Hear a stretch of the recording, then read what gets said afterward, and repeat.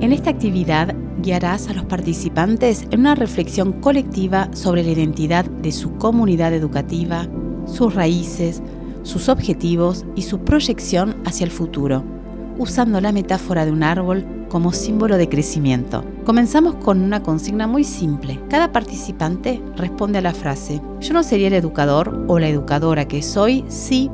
Este momento ayuda a conectar con la historia personal y a abrir la conversación desde lo humano. Luego presentamos un árbol. Cada parte del árbol simboliza un aspecto de la comunidad educativa. Las raíces, su origen y razón de ser. El tronco, los valores que la sostienen. Las ramas, las personas que forman parte del proyecto.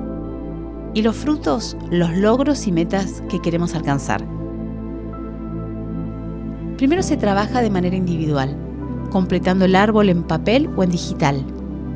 Después se crean grupos para construir un árbol colectivo que reúna todas las miradas.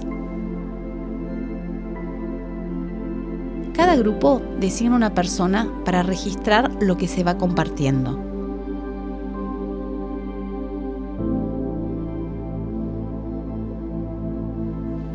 A continuación, los frutos se pintan según el estado de cada objetivo. Rojo para los ya alcanzados. Amarillo si están en proceso. Y verde para los que aún están pendientes. Si hay diferencias de percepción, se usan varios colores en un mismo fruto. Así, cada árbol refleja también el nivel de consenso del grupo. Para cerrar, cada grupo comparte su árbol y se construye uno final que sintetiza lo más representativo de todos. Luego, cada persona expresa qué puede aportar personalmente para alcanzar los frutos pendientes. En mi grupo, por ejemplo, se habló de la transmisión como un objetivo, como un valor. Que se haya recibido de demostrar a los jóvenes que sí es posible, que sí se puede, ¿no? Porque si uno con todo lo que tiene puede, ¿por qué ellos no van a poder? También es mostrar un proyecto, poder hacerlo. Esos aportes se transforman en rayos de sol que nutren el árbol común. Finalmente, el grupo reflexiona. ¿Qué nos muestra este árbol? ¿En qué punto estamos como una comunidad educativa?